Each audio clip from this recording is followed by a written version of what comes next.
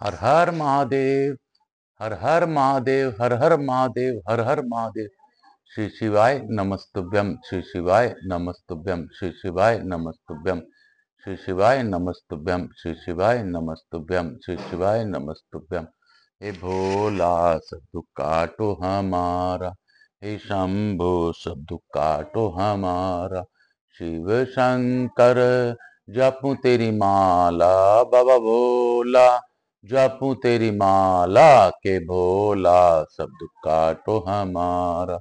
हे शंभो सब दुख काटो हमारा, हे विश्वनाथ सब दुख काटो हमारा। काल हर दुख हर दारी धर कष्ट हर, हर हर महादेव शंभु शंभु शंभु शंभु। हे भोलेनाथ की जय, मेरे विश्वनाथ की जय। आज दिनांक 9 अगस्त 2024, दिन शुक्रवार, माता रानी का वार, और आज नाग पंचमी भी है। तो सभी को नाग पंचमी की बधाई। मेरे भोलेनाथ को वंदन करते हुए प्रथम पूज्य देव गणपति गणेश जी महाराज का आह्वान करते हुए तथा उनकी प्रथम पूजता करते हुए उनसे अनुरोध करता हूं कि आप अपना आसन ग्रहण करें और आवाहित समस्त देवी देवताओं को आने का मार्ग दें और हमारी भाषा को नाथ भाषा में परिवर्तन कर उन तक पहुंचाने का कष्ट प्रदान करें।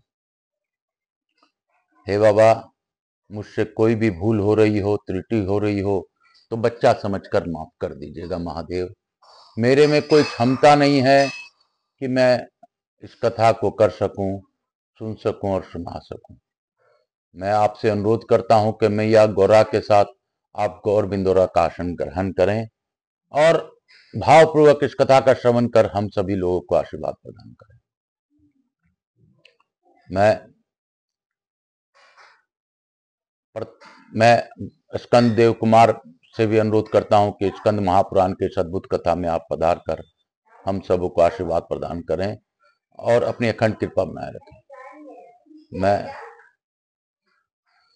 मैं यहाँ के स्थान देवता, वास्तु देवता, ग्राम देवता, क्षेत्रपाल देवता, समस्त देवी देवताओं को आह्वान करता हूँ तथा उनसे प्रार्थना करता हूँ कि आप इस कथा स्थल पर पधार कर सभी इस कथा का श्रवण कर हम सबको अनुग्रहित करें।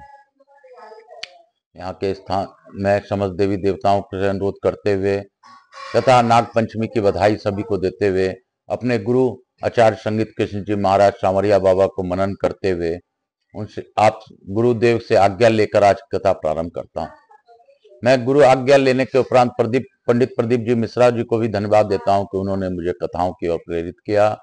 उनका बार बार मैं धन्यवाद देता हूँ।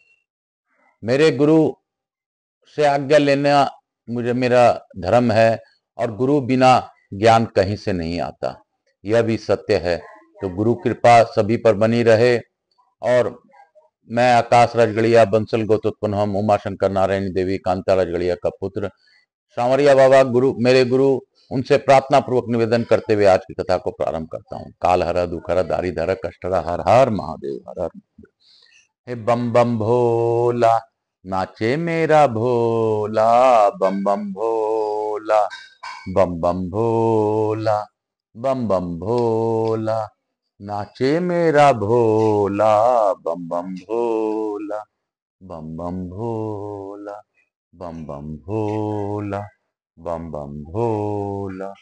बोल बम का नारा है, बाबा एक सहारा है। बोलो बम, नाच के बम, बोलो बम, गा के बम, कमड़िया बम, बोलो बम, बोलो बम। हर हर महादेव। कल हम लोगों ने अद्भुत कथा पढ़ी।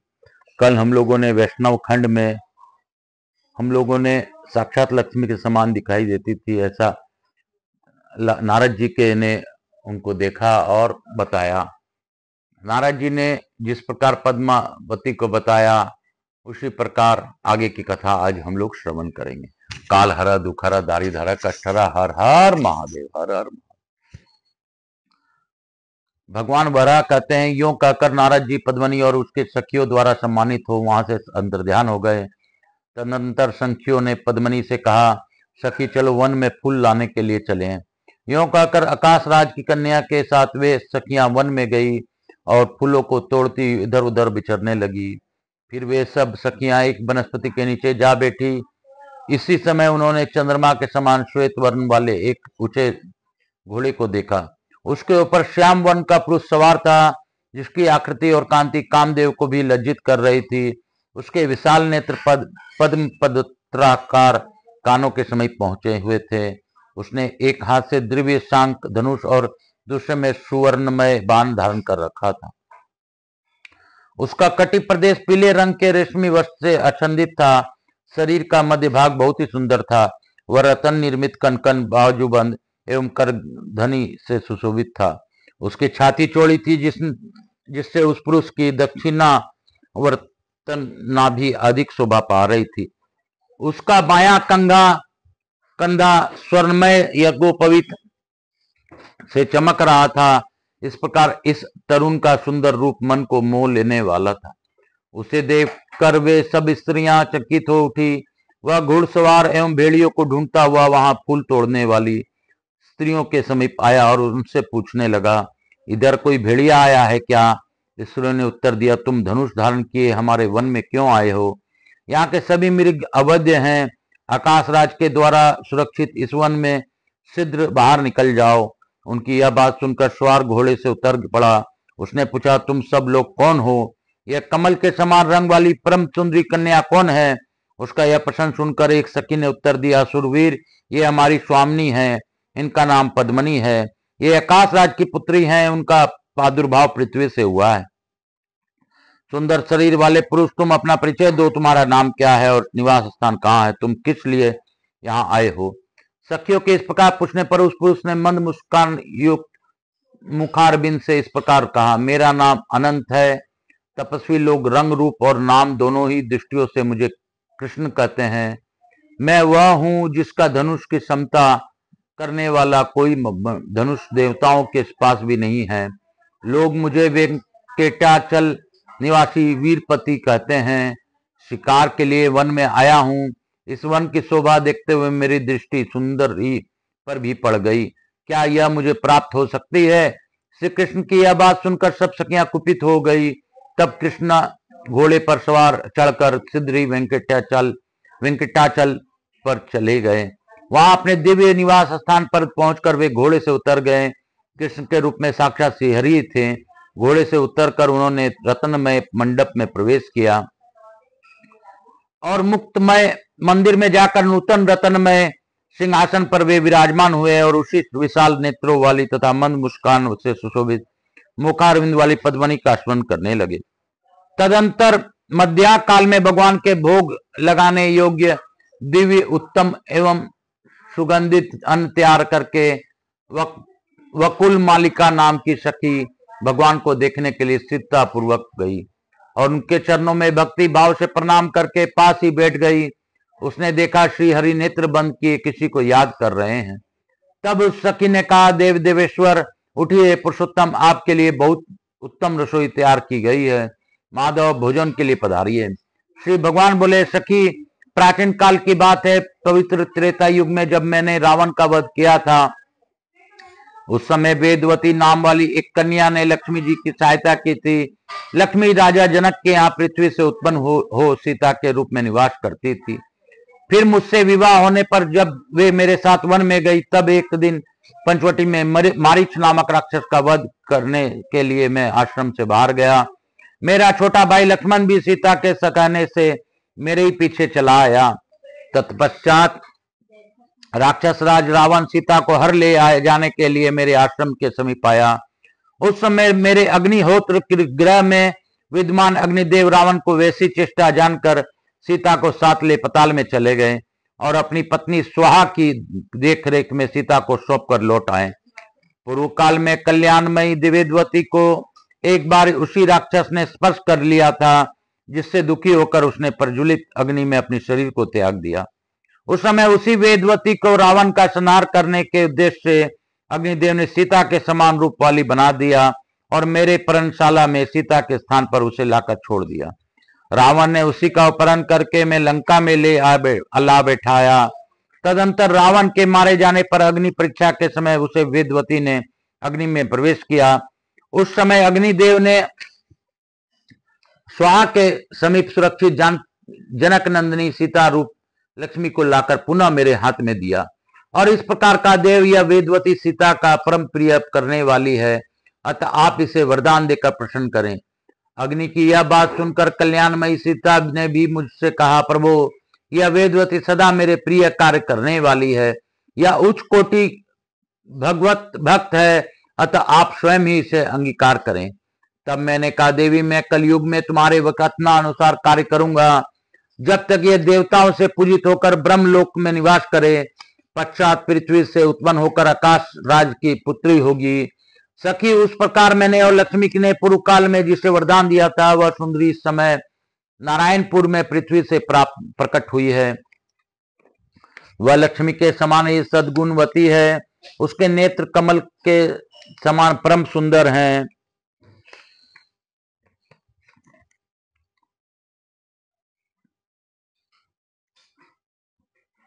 आज जब मैं शिकार खेलने गया था, तब वह मेरे देखने में आई थी। वह अपने ही समान सुंदरी सखियों के साथ वन में फूल तोड़ रही थी।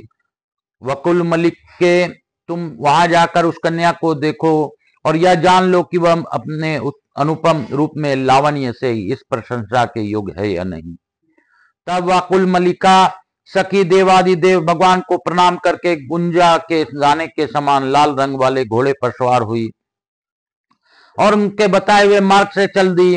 रास्ते में अनेक प्रकार के मृगों, पंछियों तथा वृक्ष लताओं का अवलोकन करती और बार बार प्रसन्न होती हुई वह आरनी नदी के पश्चिम तट पर जा पहुंची। वह स्थान बहुत तेरे वृक्षों से हरा भरा था। वहां अगस्तेश्वर के समीप अपने लाल घोड़े से उतरकर वकुलमाला स्नान तथा जलपान करके नदी के तट पर विश्राम करने लगी।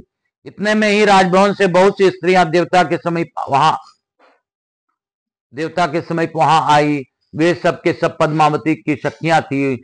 उन्हें देखकर वकुल मालिका उनके समीप गई और इस प्रकार बोली, सुंदरियों तुम कौन हो? तुम्हारे आभूषण और हार तो बड़े विचित्र हैं, तुम कहां से आई हो? इस स्थान पर तुम्हारा क्या कार्य है?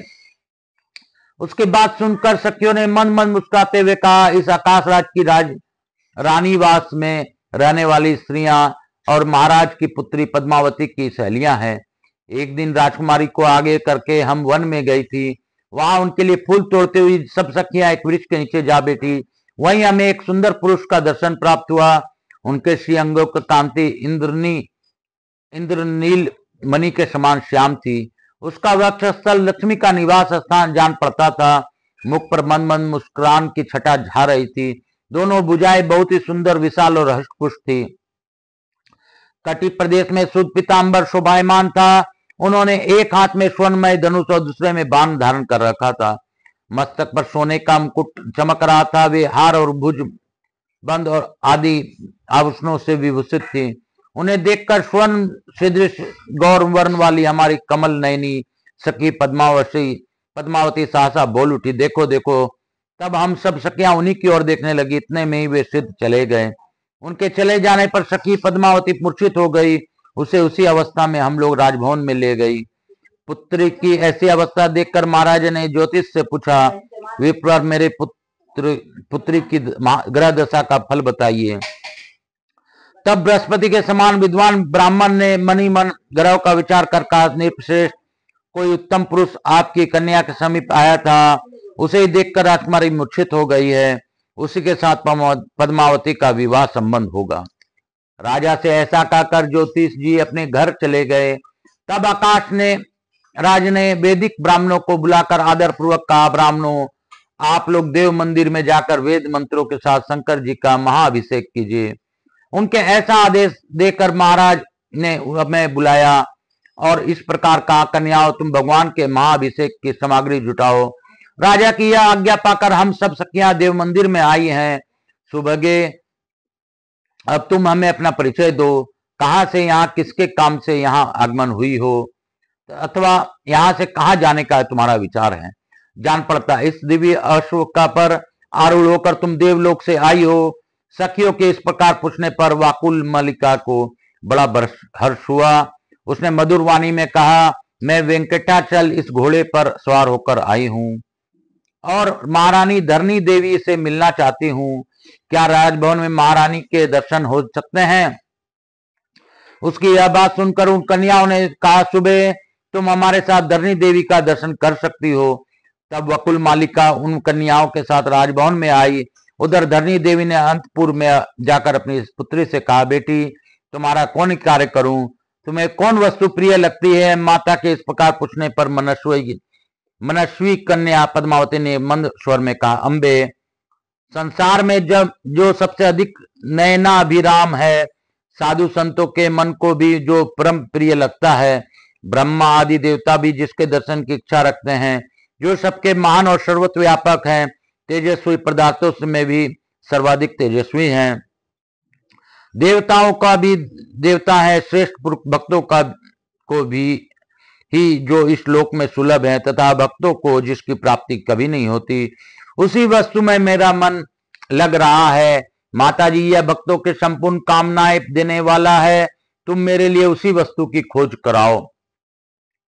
धरनी बोली, सुलोचने उसकी भक्तों का लक्षण बतलाओ जिनके लिए वह संसार में सुलभ है। पद्मावती ने कहा, उनके मनोरम लक्षणों का वर्णन करती हूँ, सुनो। ये वेदों के स्वाध्याय में तत्पर होकर सदा वैदिक कर्म का अनुष्ठान करते हैं, सत्य बोलते हैं, दूसरों के दोषों को कभी नहीं देखते हैं, प्राय निंदा से दूर रहते हैं, दूसरों के धन का अपहरण नहीं करते। प्राय स्त्रियां कितनी भी सुंदरी क्यों न हो, वो न तो उनकी याद करते हैं, न उनकी ओर देखते हैं, और न कभी उनका स्पर्श ही करते हैं। ऐसे सदाचारी महात्माओं को ही तुम वैष्णव जानो, जो सब प्राणियों के प्रति दया भाव से युक्त होकर सबके हित में संलग्न रहता है, तथा देवेश्वर विष्णु के गुणों का गान करते हैं। उनको निश्चित ही भगवान का भक्त समझो। जिस किसी वस्तु में भी जो संतुष्ट रहते हैं, अपने स्त्री के प्रति अनुराग रखते हैं, तथा राग भय और क्रोध से दूर रहते हैं, उन पुरुषों को तुम भगवान विष्णु का भक्त जानो। जो ऐसे लक्षणों से युक्त हैं, वे ही वैष्णव माने गए हैं। ऐसे सदाचारी भक्तों को ही इन परमात्मा की प्राप्ति होती है। उन्हें परमेश्वर से मेरा प्रेम हो गया है, मेरा मन उन्हीं से मैं मिलना चाहता है। मां, भगवान विष्णु के सिवा और किसी वस्तुओं की मुझे कोई इच्छा नहीं है। मैं श्याम सुंदर भगवान विष्णु का स्मरण करती हूँ, उन्हीं के हरि अच्युत आदि नाम लेती हूँ और उन्हीं के सहारे जीवन धारण करती हूँ। अतः जिस प्रकार उनके संबंध हो सके वैसा उपाय सोचो। माता किसे ऐसा कहकर दयनीय दशा को पहुंची हुई कमलश दृश्य मुखमती वाली पद्मावती चुप हो गई। पुत्री की बातें सुनकर धरनी देवी यह सोचने लगी कि भगवान विष्णु कैसे प्रसन्न होंगे। इसी समय अगस्त्येश्वर की पूजा करके पूर्वोक्त कन्याएं बाकुल मल्लिका के साथ धरनी देवी का दर्शन करने के लिए आई।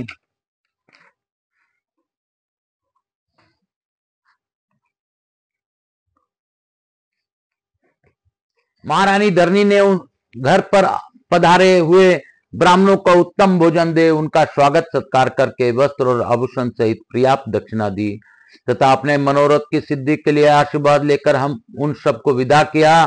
तत्पश्चात वहां आई हुई मनस्विनी कन्याओं से पूछा, बताओ यह श्रेष्ठ कन्या कौन है? तुम लोगों से इसका साथ कहाँ हुआ है? इस राजभवन में यह किस लिए आई है? मुझे तो यह कोई पूजनीय देवी प्रतीत होती है। कन्याई बोली, महारानी यह देवी वास्तव में दिव्यांगना है और किसी कार्य से आपके ही पास आई है। देवालय में भगवान शंकर के समीप हम लोगों से यह मिली है। हमारे पूछने पर इसने बताया कि मैं पूजनीय महारानी से मिलना आई हूँ। तब हमने कहा तुम हमारे ही साथ चलो, हम महारानी की दासियां हैं और सभी राजमहल में चलेंगे। इस प्रकार यह आपके समीप आई है, अब आप ही पूछें इसका आगमन का क्या उद्देश्य है। तब धरनी देवी ने पूछा, तुम कहाँ से आई हो? मुझसे तुम्हें क्या काम है? सच सच बताओ। वकुल मल्लिका बोली, महारानी मैं वेंकटाचल से आई हूँ। मेरा नाम वकुल मल्लिका है। हमारे स्वामी भगवान नारायण सदा वेंकटाचल में निवास करते हैं। एक दिन वे हंस के सवार श्वेत और मन के समान वेग वाली अश्व पर सवार हो वेंकटगिरी के पास ही वन में शिकार खेलने के लिए गए और एक वन से दूसरे वन में विचरते हुए आरनी नदी के तट पर जा पहुंचे। वहां घोड़े से उतरकर वे नदी के सुंदर तट पर भ्रमण करने लगे। उस समय उन्होंने फूल तोड़ती हुई कुछ सुंदरी कन्याओं को देखा। उनके बीच में एक तनवंगी कन्या थी जो लक्ष्मी जी के समान सुवर्ण गौरी एवं अत्यंत मनोहर थी। उस कन्या के प्रीति भगवान का मन अनुरक्त हो गया। उसी पर प्राप्त करने की इच्छा से श्री हरि ने उन कन्याओं से पूछा, यह सुंदरी कुमारी कौन है? कन्याओं ने उत्तर दिया, महाबल या आकाश राज की कन्या है। इतना सुनकर वे घोड़े पर सवार हो गए और बड़े वेग से अपने निवास स्थान वेंकटाचल पर जा पहुंचे। वहां स्वामी पुष्करनी के किनारे अपने धाम में प्रवेश करके भगवान ने मुझे बुलाया और इसी प्रकार कहा, सखी वकुल मलिके, तुम आकाश राज के नगर में जाकर महाराज के अंतपुर में प्रवेश करो और महारानी धरनी से मिलकर कुशल प्रश्न पूछने के पश्चात उनकी सुंदरी पुत्री पद्माल्या को मेरे लिए मांगो। तब राजाओं का मनोभाव जानकर सिद्ध लौट आओ। महारानी, भगवान की ऐसी आज्ञा होने पर मैं तुम्हारे महल में आई हूं। अब तुम मंत्री सहित महाराज से सलाह करके जो उचित जान पड़े वैसा करो। वकुल मलिका की बात सुनकर महारानी धरनी बहुत प्रसन्न हुई। उन्होंने आकाशराज को बुलाया और पद्मालय के पास जाकर मंत्रियों के बीच में उसकी कही हुई सारी बातें कह सुनाई। सुनकर राजा भी अत्यंत प्रसन्न हुए और मंत्रियों तथा पुरोहितों से बोले, मेरी पुत्री पद्मालिया दिव्य रूप वाली अयोनिता कन्या है। उसके लिए वेंकटाचल निवासी देवादिदेव भगवान नारायण ने याचना की है। आज मेरा मनोरथ पूर्ण हो गया। बताइए आप लोगों की क्या राय है? महाराज का उत्तम वचन सुनकर सब मंत्री प्रसन्नचित होकर बोले, राजेंद्र, यदि ऐसी बात है तो हम सब लोग कृतार्थ हो गए। इस संबंध से आपका यह कुल सबसे उन्नत होगा। आपकी अनुपम कन्या साक्षात भगवती लक्ष्मी के साथ आनंद पूर्वक रहेंगी। आप इसे देवादिदेव सांक धनुषधारी परमात्मा विष्णु को समर्पित करें।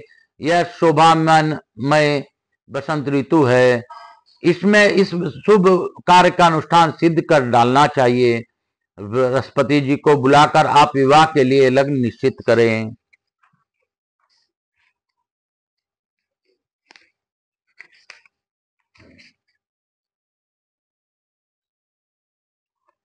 तदंतर बहुत अच्छा कहकर आकाशराज ने देवलोक से बृहस्पति जी को बुलाया और वर कन्या के विवाह के लिए लग्न पूछा। ब्राह्मण कन्या को जन्म छत्र मृगशिरा है और वर का श्रवण, अतः हम दोनों के विवाह संबंध का विचार कीजिए। इन दोनों के विवाह संबंध का विचार कीजिए। तब बृहस्पति जी ने कहा, वर और कन्या दोनों को सुखी की वृद्धि के लिए ज्योतिषियों ने उत्तर फाल्गुनी नक्षत्र को सर्वश्रेष्ठ माना है। अतः वैशाख मास के उत्तर फाल्गुनी नक्षत्र में दोनों का विधि पूर्वक विवाह कार्य संपन्न किया जाए। यह सुनकर राजा ने बृहस्पति जी की पूजा करके उन्हें विदा किया और भगवान की दूती से कहा, सुनभे, तुम भगवान के निवास स्थान को जाओ और देव नारायण से कहो, वैशाख मास में यह मंगल कार्य संपन्न होगा। आप वैवाहिक मंगलाचार संपन्न करके यहाँ पधारें।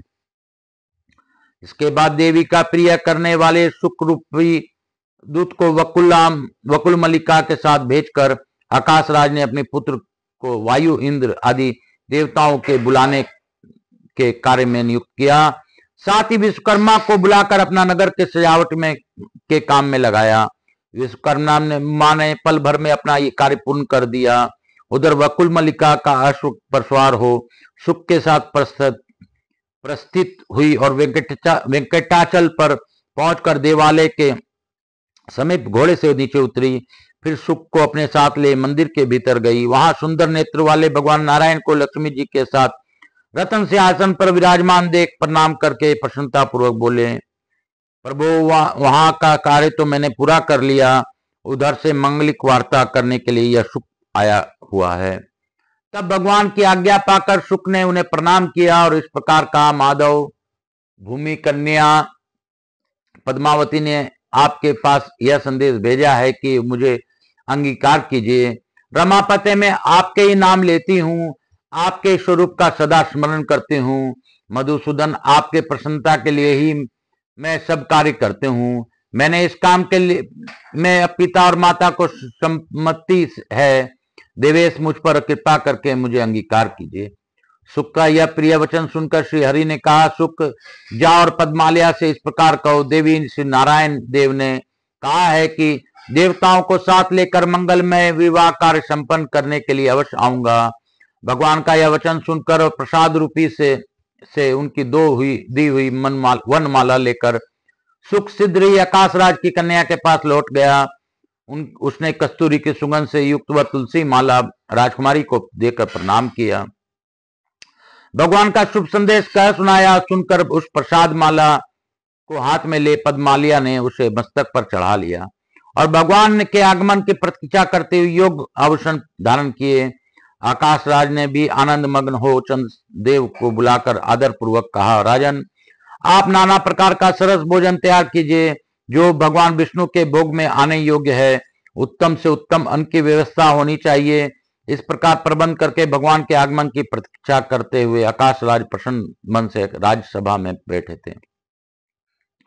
तदंतर देवादिदेव भगवान नारायण ने भी लक्ष्मी जी को बुलाकर कहा, कल्याणी, अपने सखियों की आज्ञा दो और वैवाहिक कार्य संपन्न करो। भगवान का यह आदेश सुनकर लक्ष्मी देवी ने सखियों को बुलाया और सबके आवश्यक कार्य करने की इच्छा आज्ञा दी। लक्ष्मी जी की आज्ञा से प्रीति देवी ने सुगंधित तेल लिया। श्रुति देवी रेशमी वस्त्र लेकर भगवान समीप खड़ी हुई। स्मृति भी भांति भांति की आभूषण लेकर प्रसन्नता पूर्वक उपस्थित हुई। धृति ने दर्पण हाथ में लिया। शांति ने कस्तूरी को प्रस्तुत किया। लज्जा देवी यक्ष कंदर्म लेकर भगवान के सामने खड़ी हुई। कृति ने सोने का पट तथा रत्न युक्त मुकुट हाथ में लिया। सची ने छत्र लगाया। सरस्वती देवी चंवर डुलाने लगी। गौरी देवी ने दूसरा चंवर हाथ में लिया। विजया और जया पंखा झलने लगी। उपयुक्त सब देवियों को वहां उपस्थित देख लक्ष्मी देवी ने सिद्धापूर्वक उठकर सुगंधित तेल हाथ में लिया और भगवान के मस्तक से लेकर सब अंगों में उसे लगाकर सुगंधित चूर्ण से उपटन लग किया। उस प्रकार श्री नारायण देव के साथ अंगों को भली भांति मल कर आकाश गंगा आदि तीर्थों से भरकर लाए हुए 100 सुवर्णमय कलश मंगवाए और उनमें से एक एक को लेकर उसने जल से भगवान का अभिषेक किया। तत्पश्चात सुनहरे रंग के सुगंध युक्त चंदन से भगवान के अंगों में लेप लगाया। फिर उनकी कमर में रेशमी पीतांबर बांधकर उसके करधनी पहना दी।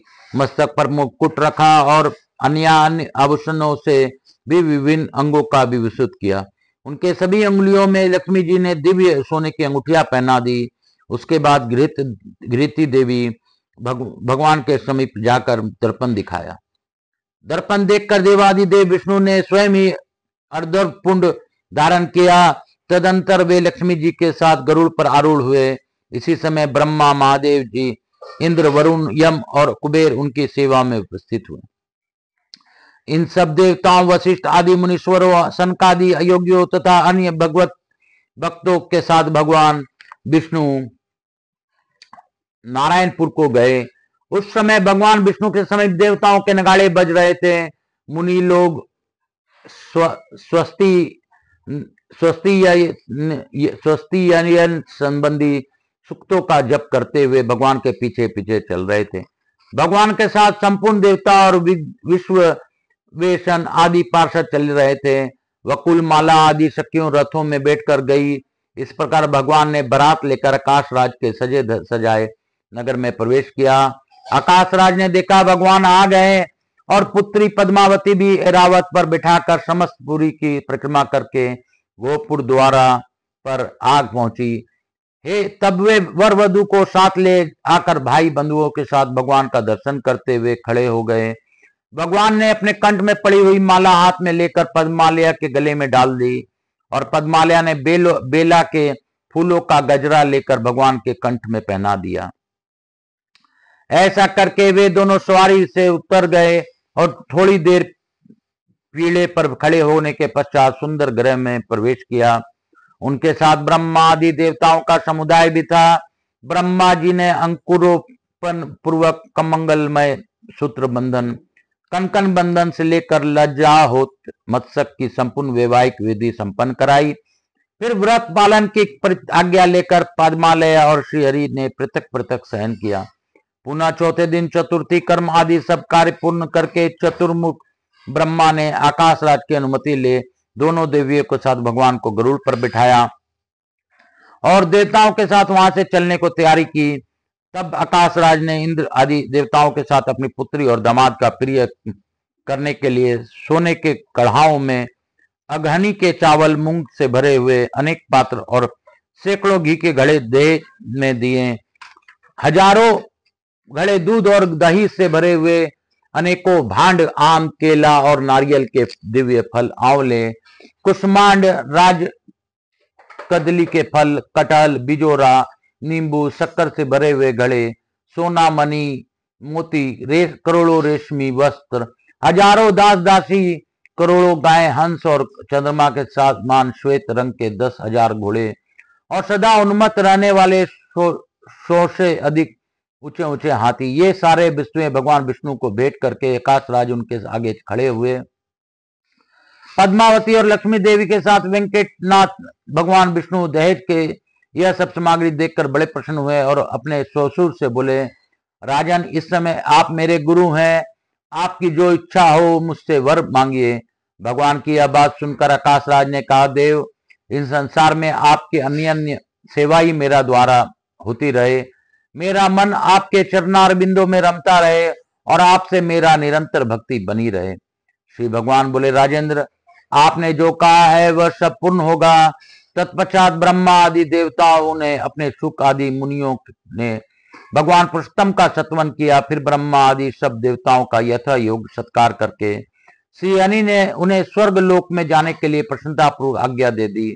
उन सबके चले जाने पर भगवान नारायण स्वामी पुष्करणी के तट पर लक्ष्मी देवी और पद्मावती के साथ अपने अपने दिव्य धाम में रहने लगे। बोलो शंकर भगवान की जय, बोलो काशी विश्वनाथ की जय। आज की अध्याय हम लोग ने पूर्ण किया। गुरु आज्ञा लेकर यहीं पे इसका विराम दूंगा और हम लोग लघु आरती करेंगे। इसके बाद आगे का कार्य भगवान भोलेनाथ की इच्छा से करेंगे। हे बाबा बम लहरी बम बम भोले, बाबा बम लहरी बम बम भोले, बाबा बम लहरी बम बम भोले, डम डम डम डम डूगा बाजे, हर हर महादेव। काल हर दुख हर दारी धर कष्ट हर, हर हर। स्कंद महापुराण की जय। कपूर गौरम करुणावतारम संसार सारम भुजगेंद्रहारम सदा वसंतम हृदयारविंदे भवम भवानी सहितम नमामि। श्री राम जय राम जय जय राम, श्री राम जय राम जय जय राम। यहाँ के स्थान देवता, वास्तु देवता, ग्राम देवता, क्षेत्रपाल देवता, समस्त देवी देवताभ्यो नमः। मातृदेवी व पितृदेव शक्ति देवताभ्यो नमो नमः। स्कंद महापुराणाय नमो नमः। सब भक्त वत्सलाय नमो नमः। हर हर महादेव। श्री शीतलीकरण अहम करिष्येत, हर हर महादेव। शीतलीकरण अहम करिष्येत, हर हर महादेव, हर हर महादेव, हर हर महादेव। काल हर दुख हर दारी धर कष्ट हर, हर हर महादेव, हर हर महादेव। काल हर दुख हर दारी धर कष्ट। मातृदेवी व पितृदेव व सब पितृदेवताभ्यो नमः। गणपति गणेशाभ्यो नमो नमः। समस्त देवता यहाँ के स्थान देवता, वास्तु देवता, समस्त। मैं प्रथम पूज्य देव गणपति गणेश जी महाराज को से अनुरोध करता हूँ कि हे गणेश जी महाराज, हे लक्ष्मी जी महारानी, हे रिद्धि सिद्धि जी, हे कुबेर जी महाराज, हे शुभ लाभ जी, हमारे यहाँ निवास कर अखंड कृपा बनाए रखें। आवाज समस्त देवी देवताओं से अनुरोध करता हूँ कि इस हमने पद्मावती के विवाह और भगवान वेंकटाचल के विवाह का अद्भुत कथा सुनी और इस कथा का श्रवण करने मात्र से सबका कल्याण हो, ऐसी प्रार्थना के साथ आप सभी को आशीर्वाद दे अपने अपने स्थान को गमन करें। मैं अपने भोलेनाथ और मैया पार्वती को धन्यवाद देता हूं कि उन्होंने अद्भुत कथा का श्रवण किया और हमें करवाया। उन सभी से अनुरोध करता हूं कि आप हमें सभी लोग को आशीर्वाद प्रदान करें। स्कंद कुमार कार्तिकेय से भी अनुरोध है कि इस भावपूर्वक कथा का श्रवण उन्होंने किया, करवाया, इसके लिए हम सभी को आशीर्वाद प्रदान करें। मैं अपने भोलेनाथ को स्मरण करते हुए भोलेनाथ से अनुरोध करता हूं कि हे बाबा, आपने जिस प्रकार यह कथा कराई है, सुनी है और सुनवाई है, आपका ही दया है। हे बाबा, आप मेरे सभी प्रकार के कष्टों को जानते हैं। बिना कर्म किए तो कुछ नहीं होता। हे बाबा, मैं आपके शरण में हूं, मुझे शरण में ले लीजिए। मेरे सभी कष्ट आपके ही कष्ट हैं, क्योंकि आप जिस प्रकार मुझे रखेंगे मैं उसी में राजी हूं। और मुझसे जुड़े मेरे बंधु बांधव हित नातेदार सब पर अखंड कृपा बनाए रखिए। जो मेरे व्यवसाय में जुड़े हैं, मेरे व्यवसायियों पर अखंड कृपा बनाए रखिए। मेरे साझेदारों पर अखंड कृपा बनाए रखिए। और जो भी लोग मुझसे जुड़े हैं, किसी भी प्रकार से जुड़े हैं, मेरे सहयोगी हैं, उन सब पर भी अखंड कृपा बनाए रखिए। जो लोग मेरे सब्सक्राइबर हैं, उनके कष्टों को दिन प्रतिदिन निवारण कर दीजिए। और जो मेरे इस कथा का श्रवण करे, उस भावपूर्वक कथा का श्रवण मात्र से उनको उचित फल प्रदान कर दीजिए। काल हर दुख हर दारिद हर कष्ट हर, हर हर महादेव शंभु शंभु। बोल बम का नारा है, बाबा एक सारा है। बोलो बम, बोलो बम, बोलो बम, बोलो बम। नाच के बम, गा के बम, बोलो बम, बोलो बम, बोल बम, बोल बम। माता बम, बोलो बम, बहनी बम, बोलो बम। हर हर महादेव श्री शिवाय नमस्तुभ्यम। हर हर